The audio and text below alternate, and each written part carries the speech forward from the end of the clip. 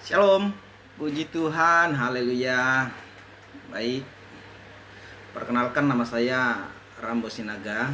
Saya sebagai mahasiswa di Universitas Sekolah Tinggi Teologi Global GLO Indonesia, jurusan teologi, dan saat ini saya ada di semester 3. Saudara-saudara yang terkasih, pada kesempatan yang indah ini kita akan membahas sebuah topik yang sangat penting, yaitu perkembangan hermeneutik dari tradisi patristik hingga hermeneutik modern serta penyimpangannya. Mungkin sebagian dari kita bertanya-tanya ya, mengapa kita perlu membahas hal ini? Nah, jawabannya sederhana. Cara kita menafsirkan kitab suci akan menentukan arah iman kita. Tafsir yang benar membawa kita kepada kebenaran Allah. Sebaliknya, tafsir yang salah bisa menjerumuskan kita pada penyimpangan iman, bahkan kehancuran rohani. Oleh karena itu, mari kita bersama-sama menelusuri bagaimana hermeneutik itu berkembang sepanjang sejarah. Mulai dari Bapak Gereja, abad pertengahan, masa reformasi, zaman modern hingga masa kontemporer. Dengan demikian, kita bisa belajar dari kekuatan-kekuatan masa lalu, sekaligus kita boleh waspada terhadap penyimpangan yang terjadi. Nah, pertama sebelum kita masuk pada sejarah, saya ingin mengajak kita sejenak berhenti dan bertanya, apa sebenarnya hermeneutik itu? Nah, hermeneutik berasal dari kata Yunani, yaitu hermeneuin, yang berarti menafsirkan atau menjelaskan. Kata ini berhubungan dengan tokoh dalam mitologi Yunani yang bernama Hermes, yang bertugas menyampaikan pesan para dewa kepada manusia. Nah, tugas Hermes bukan sekedar menyampaikan, tetapi juga menjelaskan agar manusia mengerti. Nah, demikian juga dengan hermeneutik. Tugasnya adalah menjembatani jarak antara teks Alkitab dengan pembacanya. Kita hidup di abad ke-21 ya, sedangkan Alkitab ditulis ribuan tahun yang lalu. Budaya, bahasa, bahkan cara berpikirnya sangat berbeda jauh pastinya. Nah, tanpa hermeneutik, kita akan mudah salah paham. Karena itu hermeneutik adalah jembatan antara masa lalu dan masa kini, antara maksud penulis dan kebutuhan pembaca, antara firman Allah dan kehidupan sehari-hari kita. Nah, saudara-saudara sekalian, mari kita mulai dari masa yang disebut masa patristik, yaitu masa para bapak-bapak gereja. Ini adalah periode awal sekitar abad kedua hingga abad kelima. Pada masa itu, gereja sedang berjuang untuk menghadapi banyak tantangan.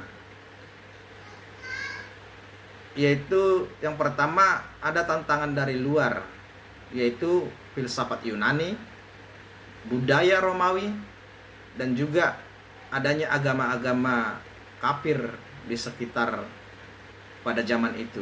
Nah, kemudian ada juga tantangan dari dalam, yaitu munculnya ajaran-ajaran sesat seperti Gnostik yang menafsirkan kitab suci secara salah. Nah, bagaimana para bapak gereja menjawab tantangan ini? Dengan mengembangkan metode hermeneutik. Nah, maka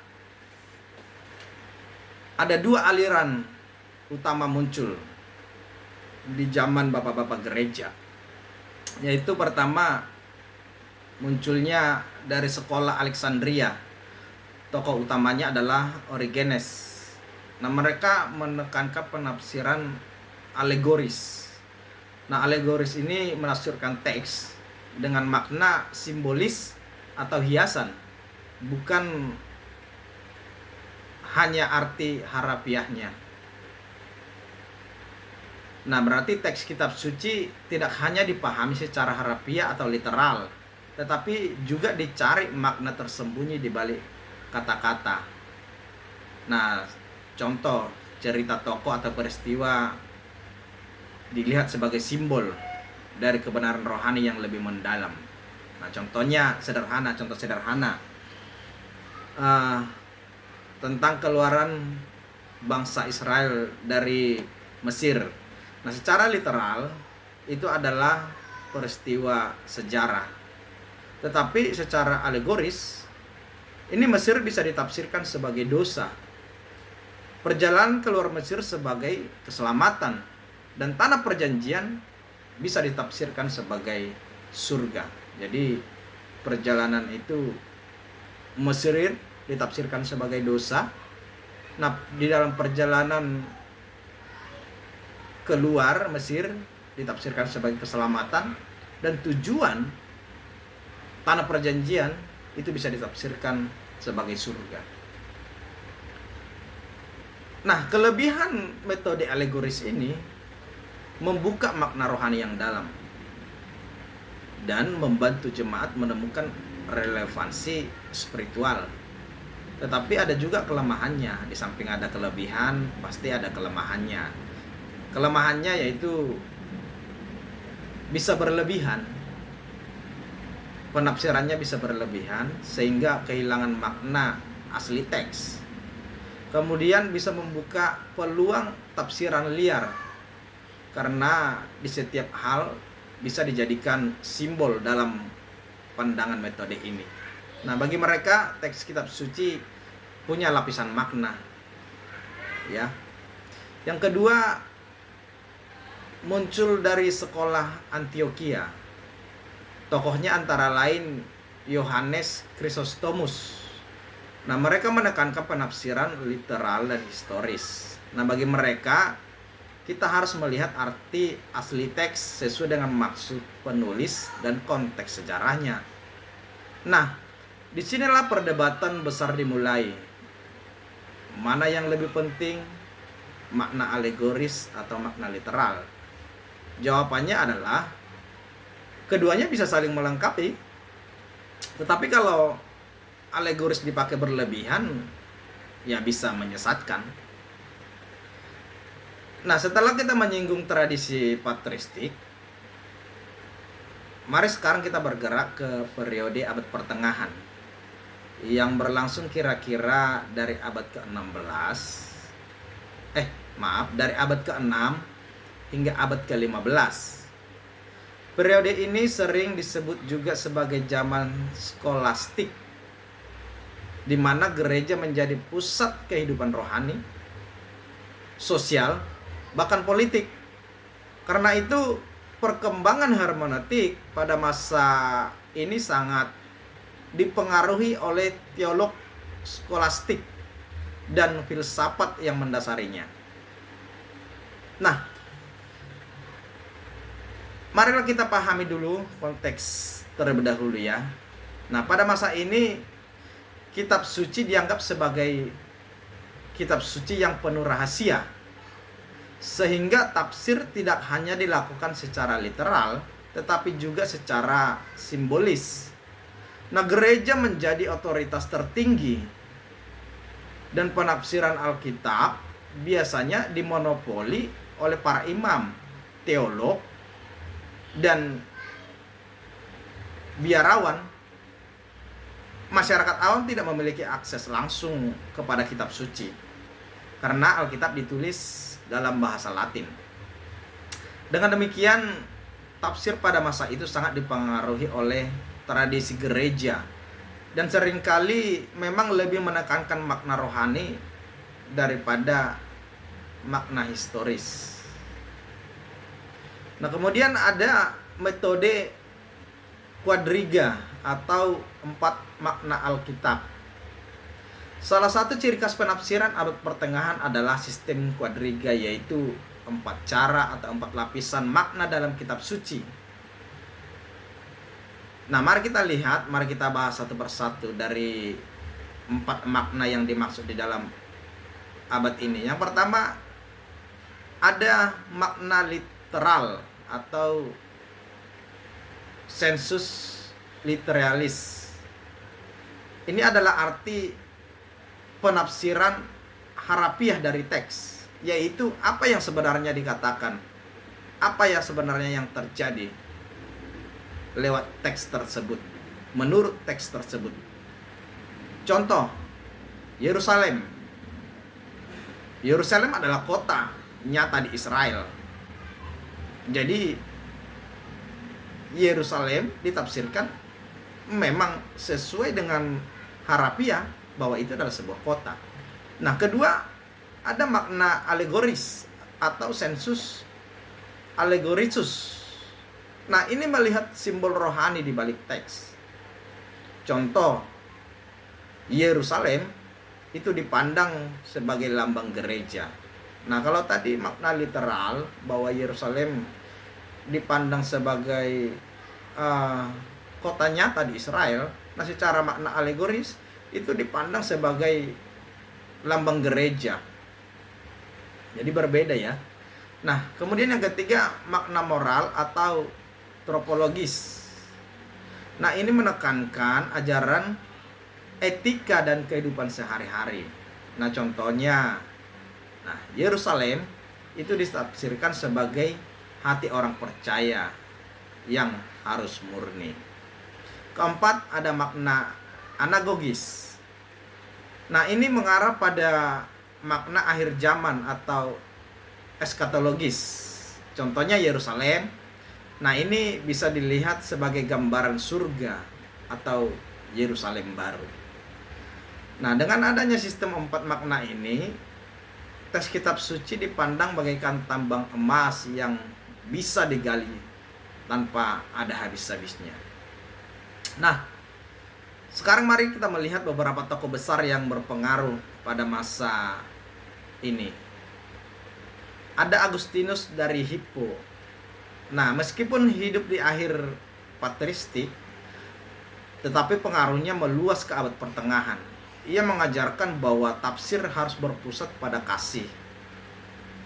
Semua makna kitab suci harus mendorong kasih kepada Allah dan kepada sesama. Nah, itu menurut Agustinus dari Hippo. Tetapi ada juga Thomas Aquinas. Nah, dia ini seorang teolog besar dalam tradisi skolastik. Nah, ia menekankan pentingnya makna literal sebagai dasar semua makna rohani.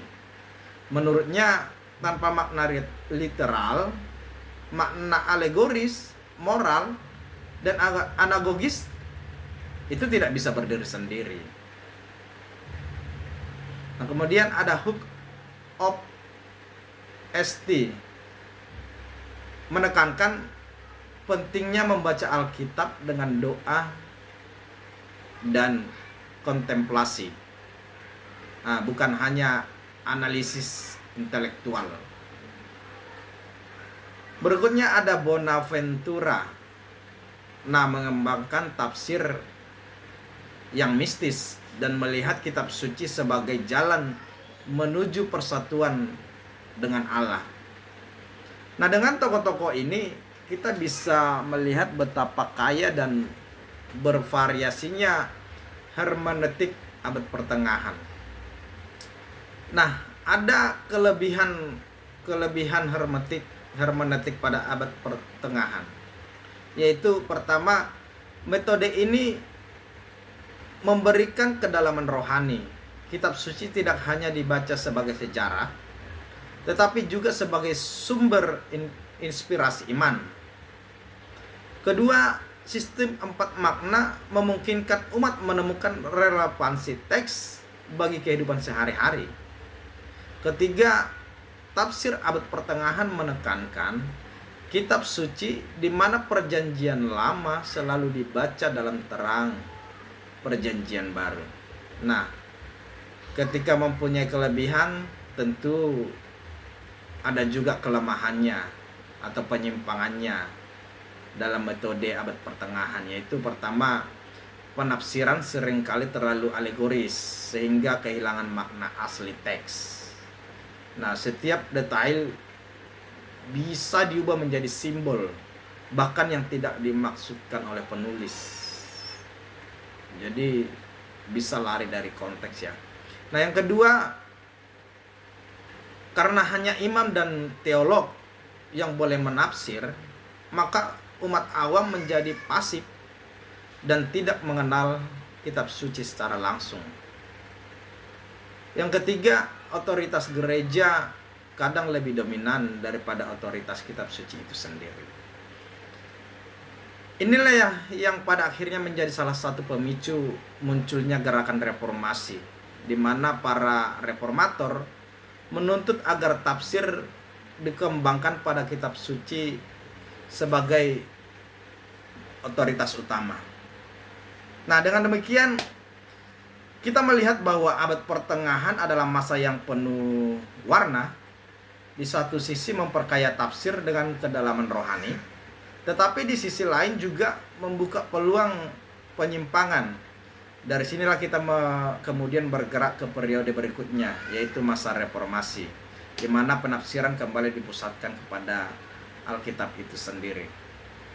Nah, setelah melewati masa panjang abad pertengahan dengan metode kuadriga dan dominasi gereja, nah sekarang kita beralih ke periode reformasi, yaitu abad ke-16.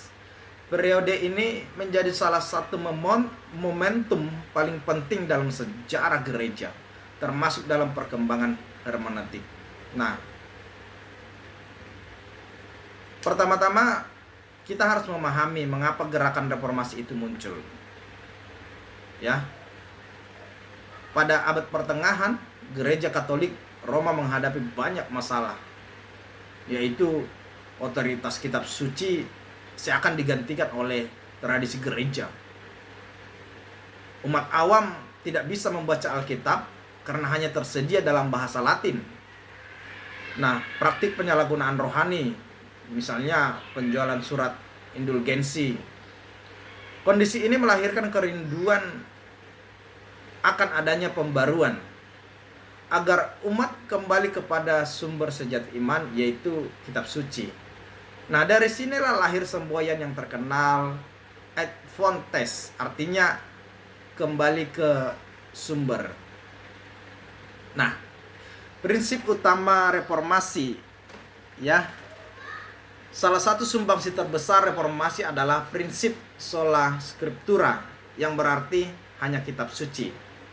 Prinsip ini menegaskan bahwa otoritas tertinggi dalam iman dan praktik hidup orang Kristen adalah Alkitab, bukan tradisi gereja, bukan pula keputusan konsili, apalagi ucapan para imam. Dengan demikian, hermeneutik reformasi ingin mengembalikan posisi kitab suci pada tempat yang seharusnya. Pusat iman, dasar teologi, dan pedoman hidup. Nah, tokoh-tokoh penting reformasi dalam hermeneutik yang pertama adalah Martin Luther. Martin Luther menekankan bahwa Alkitab harus ditafsirkan berdasarkan makna literal dan Injil Kristus sebagai pusatnya. Baginya, Kristus adalah inti kitab suci. Dengan kata lain, setiap penafsiran harus membawa kita pada pengenalan akan Kristus. Luther juga mendorong penerjemahan Alkitab ke dalam bahasa-bahasa yang lain, terutama itu dalam bahasa Jerman. Tujuannya agar umat awam dapat membaca dan menafsirkan firman Allah itu sendiri. Ya. Kemudian ada tokoh John Calvin. Nah, Calvin ini mengembangkan metode historis gramatikal, yaitu penafsiran yang berfokus pada tata bahasa asli, konteks sejarah, serta maksud daripada penulis itu sendiri. Nah, berbeda dengan alegoris abad pertengahan, Calvin sangat berhati-hati agar tidak menambahkan makna yang tidak ada, yang tidak terkandung di dalam teks itu. Nah, melalui karyanya yang disebut Institutes of the Christian Religion dan tafsiran Alkitab yang sangat luas, Calvin memberi pengaruh besar pada hermeneutik, khususnya hermeneutik Protestan. Yang ketiga ada William Tyndale dan Ulrich Zwingli. Nah, Tyndale menerjemahkan Alkitab ke dalam bahasa Inggris dan Zwingli di Swiss menekankan pentingnya berkhotbah langsung dari kitab suci. Nah, keduanya memperlihatkan semangat reformasi ya, membawa firman Allah dekat dengan umat. Karena kitab-kitab suci sudah ditafsirkan atau diterjemahkan dengan kepada yang dimengerti oleh umat itu. Nah, ada kelebihan hermeneutik reformasi. Hermeneutik reformasi membawa beberapa kelebihan yang luar biasa ya. Yang pertama, Alkitab kembali ke tangan umat melalui terjemahan ke bahasa lokal, sehingga setiap orang dapat membaca firman Allah. Nah, kedua, penafsiran menjadi lebih bertanggung jawab karena menekankan makna asli teks, bukan spekulasi alegoris yang berlebihan. Nah, ketiga, hermeneutik reformasi menekankan Kristus sebagai pusat kitab suci, sehingga tafsiran tidak kehilangan arah. Nah, tetapi lewat kelebihan pasti juga ada kelemahan dan tantangan ya. Kita juga harus menyadari adanya beberapa tantangan dalam era ini. Yang pertama, karena setiap orang bisa membaca dan menafsirkan sendiri, muncullah banyak perbedaan tafsir di antara kelompok-kelompok Protestan. Nah, kemudian otoritas gereja yang dulunya kuat, nah sekarang melemah, dan ini kadang menimbulkan fragmentasi. Di sisi lain, kecenderungan menolak tradisi sama sekali kadang membuat beberapa tafsiran reformasi terlalu kaku ya. Nah, dampak jangka panjang reformasi, meskipun ada tantangan, reformasi membawa dampak jangka panjang yang sangat luar biasa, yaitu hermeneutik menjadi lebih ilmiah ya, dengan landasan historis dan gramatikal. Kemudian gereja-gereja Protestan hingga kini masih memakai metode ini sebagai standar utama. Semangat untuk kembali kepada Alkitab sebagai sumber otoritas terus diwariskan hingga sampai saat ini. Nah, dengan demikian reformasi membuka jalan bagi hermeneutik modern. Jika abad pertengahan terlalu terikat pada tradisi, nah, reformasi mengembalikan Alkitab pada pusatnya. Namun setelah itu muncul era baru, yaitu zaman modern, di mana penafsiran dipengaruhi oleh rasionalisme, filsafat pencerahan, dan kritik ilmiah.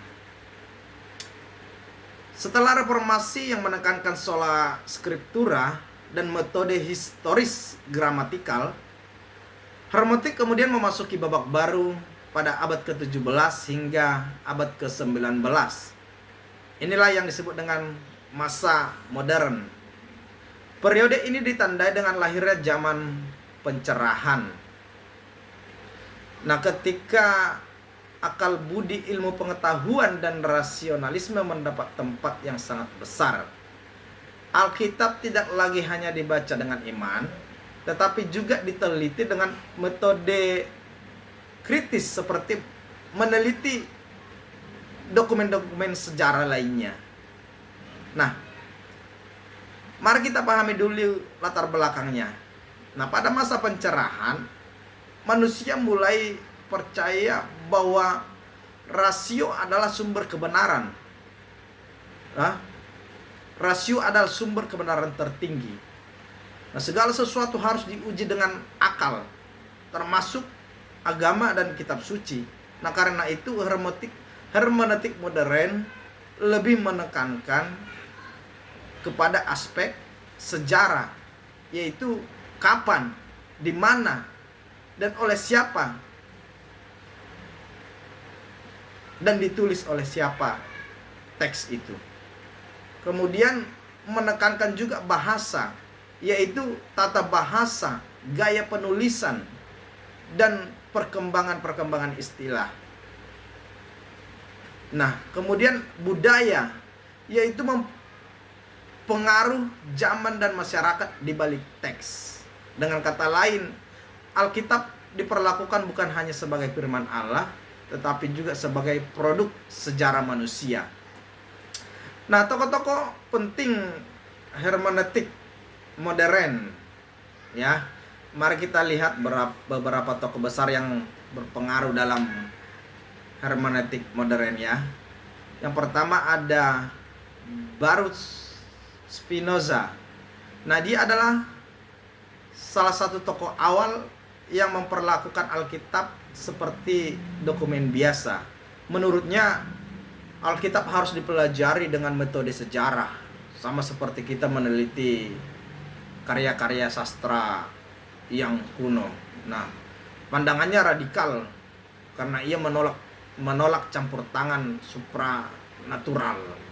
Jadi dia meneliti menurut rasio akal dia sendiri. Nah, kemudian ada Johann Philips Gebler. Nah, ia membedakan antara teologi biblika dan teologi dogmatis.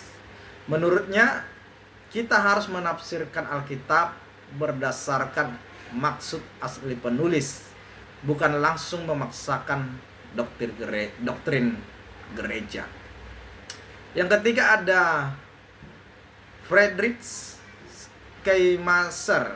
Nah, ia dikenal sebagai bapak hermeneutik modern. Dia memperkenalkan hermeneutik sebagai seni memahami, bukan hanya tafsir kitab suci. Dan dia menekankan dua hal: memahami bahasa penulis dan masuk ke dalam psikologis penulis. Kemudian ada Willem Dilthey. Ia mengembangkan hermeneutik sebagai metode ilmu humaniora. Menurut Dilthey, hermeneutik adalah cara untuk memahami kehidupan manusia melalui teks, sejarah, dan pengalaman. Yang berikut ada Julius Wellhausen. Nah, Julius Wellhausen ini ia memperkenalkan hipotesis dokumenter dalam studi Pentateuch. Menurutnya, kitab-kitab Musa berasal dari beberapa sumber yang berbeda, bukan ditulis langsung oleh Musa. Nah, ada metode-metode hermeneutik modern yang berkembang pada masa itu. Yang pertama, kritik tekstual. Nah, kritik ini meneliti naskah-naskah kuno untuk mendapatkan teks Alkitab yang paling mendekati aslinya, ya. Kemudian ada kritik historis, yaitu mencari latar belakang sejarah dari teks Alkitab. Kemudian ada kritik sastra, menelaah struktur, gaya, dan bentuk sastra Alkitab. Kemudian ada kritik sumber, yaitu meneliti asal-usul dan tradisi yang dipakai penulis. Ada kritik redaksi, yaitu mempelajari bagaimana penulis atau editor menyusun kembali tradisi yang ada. Dengan metode ini, hermeneutik modern menjadi sangat ilmiah, bahkan kadang lebih mirip penelitian sejarah daripada pembacaan iman. Nah, ada kelebihan hermeneutik modern. Ya, yang pertama, kita semakin memahami memang konteks historis dari kitab suci. Misalnya kita bisa mengetahui kondisi sosial politik Israel kuno atau gereja mula-mula. Yang kedua, kita semakin teliti dalam memahami bahasa asli Alkitab, yaitu Ibrani atau Aram dan Yunani. Ketiga, hermeneutik modern mendorong lahirnya ilmu biblika yang sistematis, sehingga Alkitab bisa dipelajari secara akademis. Nah, di balik kelebihan-kelebihan pasti juga ada kelemahan dan penyimpangan hermeneutik modern. Ya, kita juga harus berhati-hati karena hermeneutik modern membawa beberapa kelemahan yang dianggap serius, yaitu yang pertama, dengan terlalu menekankan aspek manusiawi ya. Ada yang mulai meragukan keunikan Alkitab sebagai firman Allah karena mengandalkan rasio-rasio ya, aspek manusiawi.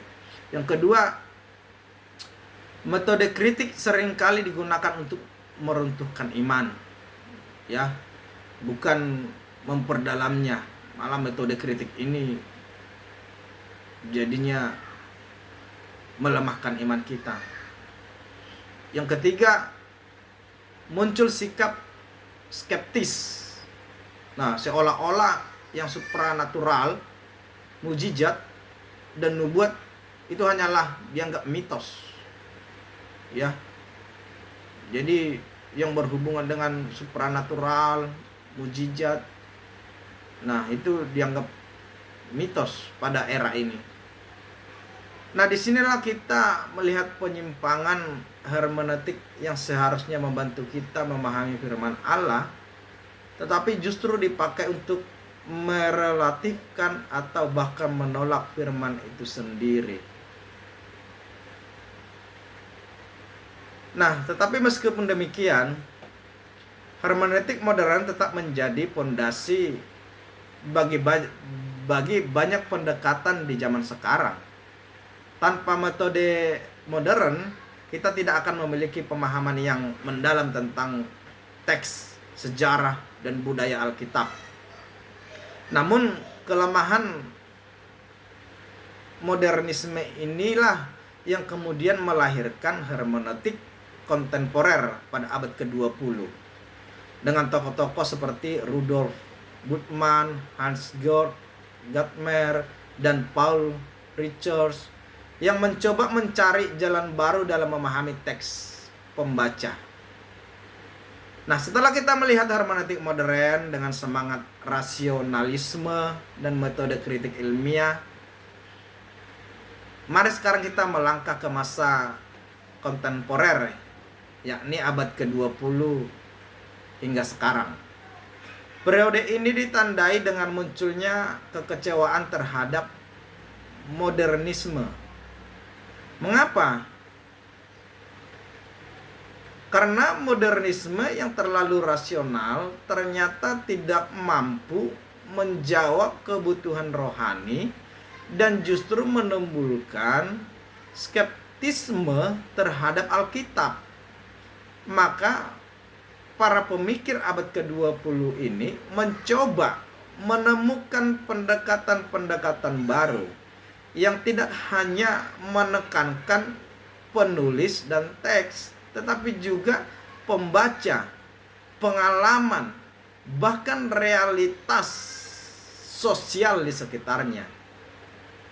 Nah, tokoh-tokohnya adalah yang pertama Rudolf Bultmann dan demitologisasi. Bultmann berpendapat bahwa banyak bagian Alkitab, terutama Perjanjian Baru, ditulis dalam bentuk mitos. Misalnya kisah mujizat dan pengusiran setan. Nah, Bultmann menganggap itu adalah sebagai mitos. Kemudian menurutnya tugas hermeneutik adalah demitologisasi, yaitu menyingkap makna eksistensial di balik mitos tersebut. Nah, ia sangat dipengaruhi filsafat eksistensial. Martin Heidegger. Nah, baginya pesan Alkitab bukan soal detail sejarah, melainkan ajaran untuk mengambil keputusan eksistensial di hadapan Allah. Nah, dengan demikian Bultmann menggeser fokus dari apa yang terjadi ke apa artinya bagi saya di sini dan sekarang. Nah, kemudian ada tokoh yang kedua, Hans Georg Gadamer dan hermeneutik filosofis. Nah, dalam karyanya Truth and Method, ia menekankan bahwa memahami teks bukan sekedar mengulang maksud penulis, melainkan terjadi dalam dialog antara teks dan pembaca. Jadi di dalam menafsirkan teks suci, dia menganggap terjadi dialog antara teks dan yang membacanya ya. Kemudian ia memperkenalkan istilah fusi horizon. Artinya pemahaman lahir ketika horizon penulis dan horizon pembaca bertemu. Jadi tafsir bukan hanya menggali masa lalu, tetapi juga melibatkan konteks masa kini. Nah, inilah salah satu titik balik besar. Hermeneutik tidak lagi berhenti pada teks, melainkan menekankan peran pembacanya. Kemudian ada Paul Richards dan hermeneutik simbol. Richard menekankan bahwa teks mengandung lapisan simbol yang membuka banyak kemungkinan makna. Ya, ia berbicara tentang hermeneutik kecurigaan, yaitu membaca teks dengan kritis, menyingkap ideologi atau kekuasaan yang tersembunyi di balik teksnya. Namun, ia juga menawarkan hermeneutik iman, yaitu membaca teks sebagai undangan untuk percaya dan hidup dalam harapan. Dengan pendekatan ini, Richards mencoba menyeimbangkan antara kritik dan iman, ya. Kemudian ada hermeneutik pembebasan. Nah, saudara-saudara sekalian, mari kita lihat satu cabang penting ya, hermeneutik pembebasan. Nah, gerakan ini lahir di Amerika Latin pada 1960 sampai 1970-an. Nah, tokoh-tokohnya antara lain Gustavo Gutierrez dan Leonardo Boff. Nah, mereka menafsir Alkitab dari perspektif kaum miskin dan tertindas. Nah, bagi mereka Allah adalah Allah yang berpihak pada orang miskin, sehingga tafsir kitab suci harus menghasilkan aksi nyata untuk pembebasan sosial. Contohnya, kisah keluaran dari Mesir ditafsirkan sebagai simbol perjuangan rakyat melawan penindasan. Kemudian ada hermeneutik feminis dan gender. Nah, tokoh-tokohnya antara lain Elizabeth Squires, Kusler, Fiorenza. Nah, mereka mengkritisi tafsir Alkitab yang bias patriarki, di mana suara perempuan sering diabaikan. Nah, patriarki ini kan kita kenal bahwa memang perempuan itu di bawah kendali daripada laki-laki ya. Nah, hermeneutik feminis berusaha menyingkap peran perempuan dalam Alkitab serta menafsirkan teks dari perspektif kesetaraan gender. Nah, dengan demikian hermeneutik ini tidak hanya membongkar bias lama, tetapi juga memberi ruang baru bagi pembaca inklusif. Kemudian ada hermeneutik postmodern. Nah, kita juga tidak boleh melewatkan pengaruh postmodernisme ya. Postmodernisme menolak klaim kebenaran tunggal dan menekankan pluralitas makna. Dalam hermeneutik, hal ini berarti setiap pembaca dapat membawa perspektif sendiri dan tidak ada tafsir yang benar-benar absolut. Nah, ini menurut hermeneutik postmodern. Jadi tidak ada tafsir yang benar-benar absolut. Nah, hermeneutik postmodern memberi ruang bagi beragam suara dari kaum minoritas, budaya lokal, bahkan pembacaan kontekstual di berbagai negara. Namun tentu saja hal ini juga menimbulkan tantangan besar bagaimana menjaga otoritas kitab suci di tengah pluralitas tafsir.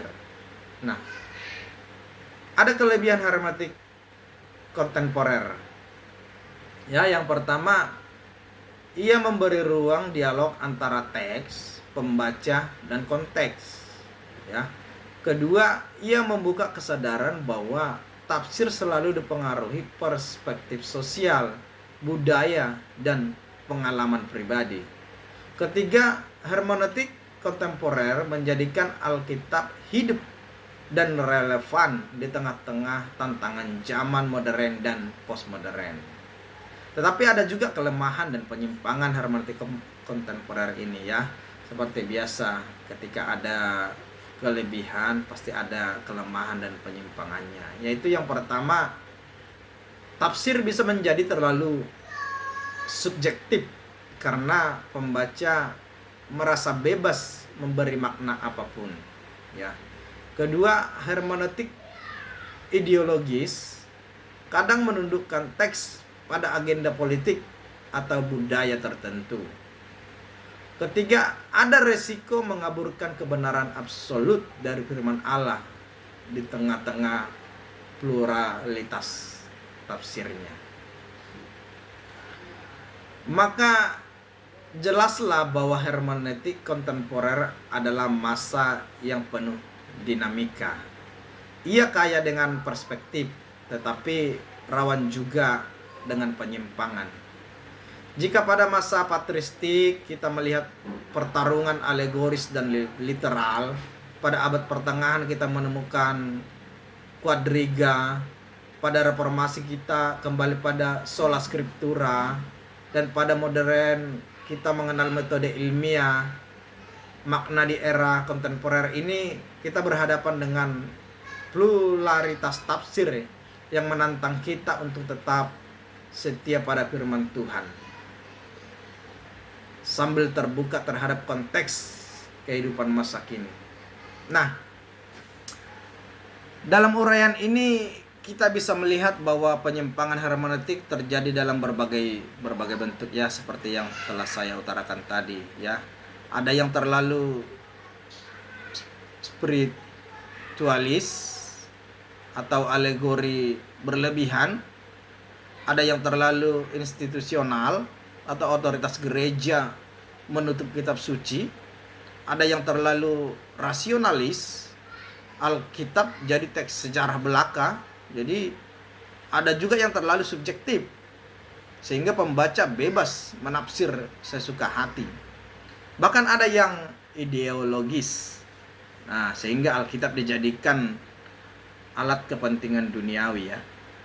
Maka tugas kita sebagai orang percaya adalah menjaga keseimbangan hermeneutik dengan tetap menghargai sejarah, memahami maksud penulis, memperhatikan konteks pembaca, tetapi yang paling utama adalah menundukkan diri di bawah otoritas firman Allah itu sendiri. Nah, terima kasih. Sebagai penutup, mari kita tarik garis besar perjalanan hermeneutik.